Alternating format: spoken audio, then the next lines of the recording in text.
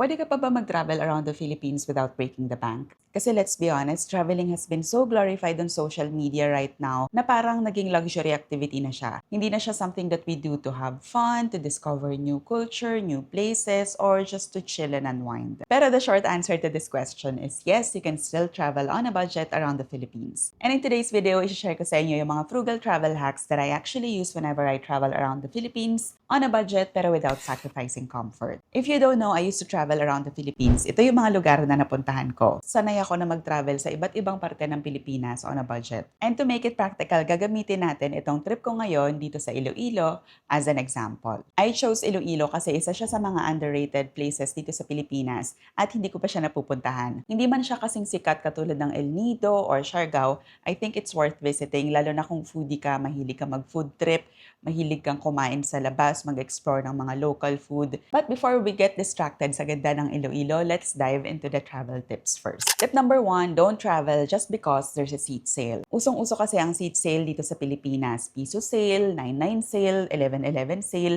lahat ng may double digit na date, dahilan yun para sa kanila mag-seat sale. Minsan dahil sa FOMO, nagbubook yung iba dahil ayaw nila mahuli or maubusan ng tickets without thinking or planning kung saan ba sila pupunta, ano bang gagawin nila doon, meron ba silang budget para doon sa travel na yon. Here's the thing, if you already have a trip in mind, may budget ka naman na naka-allocate at plano mo na talaga siya, tapos a seat sale comes along, then it's a perfect match. Meant to be talaga yon, so i-book mo na. However, if it's the other way around at magbubook ka, then later on mo na i-figure out kung paano yung budget mo, kung paano accommodation, activities, etc., then it's a big no. For example, itong Iloilo trip na to, bago ko pa siya i-book, nagpaplano na talaga ako na umalis ng Manila kasi ilang buwan na rin naman ako na nasa bahay lang, paulit-ulit lang yung routine ko, mag-create ng content, mag-e-edit, magtatrabaho, and then kinabukasan, gano'n na naman. So, medyo kailangan ko ng change in scenery. Nung nakita ko na may seat sale, syempre ginrab ko yung opportunity. A few days kasi, bago ko i-book tong flight na to, nag-check na ako online. Pero at the time, ang magagastos ko sa return ticket is around 5K. So, medyo nagdalawang isip ako. So, nung nakita ko yung seat sale,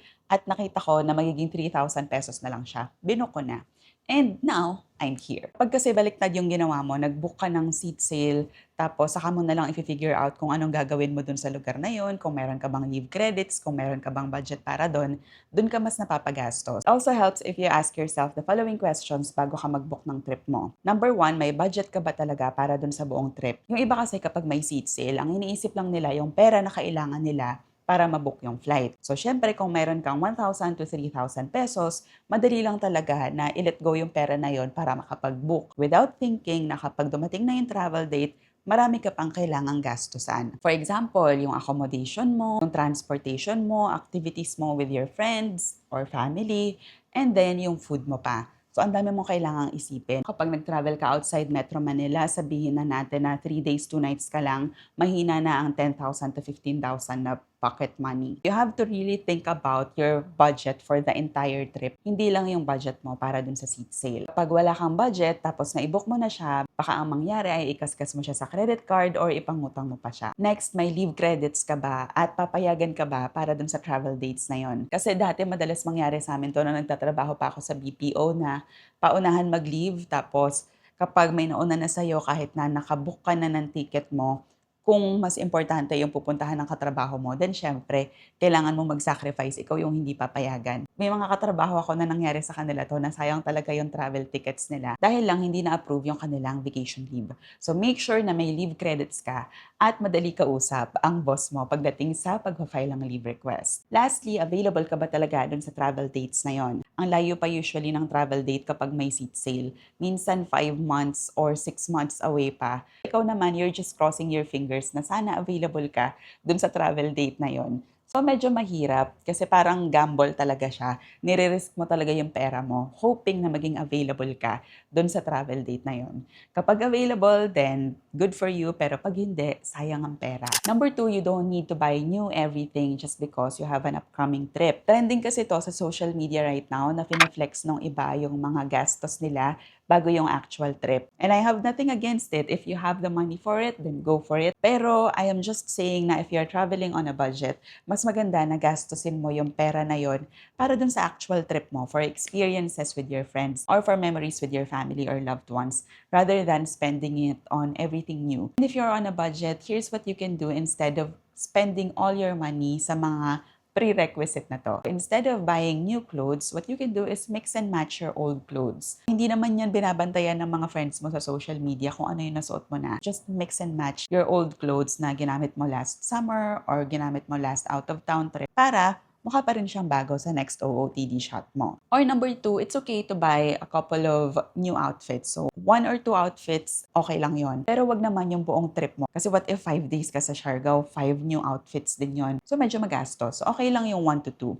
Bigay na natin yun sa sarili natin para hindi naman tayo masyadong deprived. Para kahit paano, within the budget pa rin tayo. Lastly, think about the money that you are spending on these new things. Spend it on your experiences dun sa trip na yon. Kasi for sure naman, itong mga outfits mo na to, hindi na maaalala yan ng mga friends mo kung bago ba yan o hindi. Pero ikaw, maaalala mo yung experiences. Maaalala mo yung fun with your family and friends. Maaalala mo yung activities na ginawa ninyo, mga pagkain na na-try ninyo. So yung mga yon, for me, mas importante kesa dito sa mga OOTDs na to. Next, avoid getting red-eye flights. Yes, mas mura talaga ang mga flights kapag mga around 11 p.m. to 3 a.m. Siyempre nga naman, mas tipid tayo dyan. Pero here's what you're risking. Number 1, safety. Let's be real, safety is priceless. Priority mo siya dapat, especially if you're female and you're traveling solo. So, importante na safety mo muna bago yung tipid-tipid. Kasi kahit nasabihin mo na mag-grab ka naman, magta-taxi ka naman pagdating mo dun sa airport, hindi mo pa rin masabi. Mas okay na yung lalabas ka ng airport, maliwanag na, di ba? Number 2, transport. Siyempre, kapag maliwanag na sa labas, around 7 a.m. onwards na, mas madali nang mag-commute. So, mas makakatipid ka. Yung natipid mo dun sa red-eye flight na yon, itipid mo na lang siya sa pagko-commute dun sa new city na pupuntahan mo. Number 3, energy. Kasi let's say na 2 a.m. ka darating dun sa pupuntahan mo. Siyempre, yung hours ng preparation mo papunta sa airport, pagdating mo dun sa destination, kailangan mo pang i-drag yung bag at luggages mo papunta dun sa iyong accommodation. So, ang ending, pagod ka din. Instead of exploring right away, baka mapilitan ka pa na mag-early check-in, which is another gastos for you. Next time, kasi kapag dumating ka ng madaling araw dun sa destination mo, hindi mo rin naman siya may enjoy agad-agad. So, kailangan mo pang mag-intay ng ilang hours before you can explore the city. Yes, mas makakatipid ka talaga sa mga red-eye flight. Pero yung gastos naman dun sa mga na-mention ko, ganun na din yung suma total nun. So, mas okay na yung day trip na lang or yung late afternoon na flight ang kunin mo. Next is to use the public transportation. Ito yung gustong-gusto kong ginagawa kapag nagta-travel ako around the Philippines. Lalo na kapag hindi naman masyadong mainit at kaya naman mag-commute. Lagi ako nagtatanong sa mga guard o kaya sa mga estudyante kung paano mag-commute. Tinatanong ko sila anong sasakyan papunta dito sa destination na to. And never pa naman ako napahiya. Kapag nagtatanong ako, most of the time, tinutulungan naman nila ako. And it's a good conversation starter. Icebreaker. Kasi usually curious sila, bakit saan ka ba? Taga saan ka ba? For example, dito sa Iloilo, ang sarap mag-commute. Hindi siya ganun kahirap i-navigate. Lalo ngayon at may mga e-bus na. And ang strategy ko lang, namimili lang ako talaga ng maayos sa pagtatanungan. Una, guard. Pangalawa, mga nanay na alam mong lokal. Tapos number 3, mga estudyante. So yung tatlo na yun lagi ang mga target ko na pagtanungan. Bukod sa na-explore mo yung city ng mas mura, mas may interaction ka pa with the local. Next is eat like a local.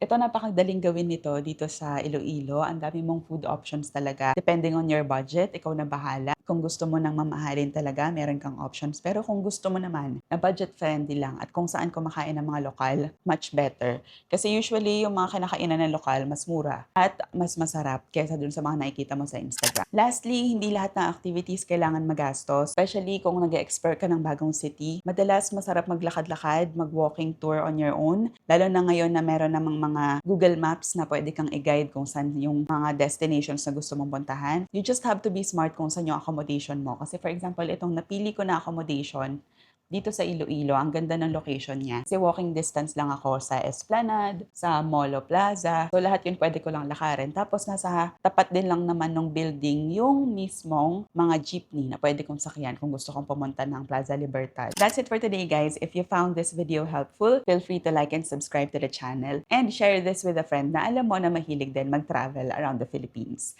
That's it for today. Ciao!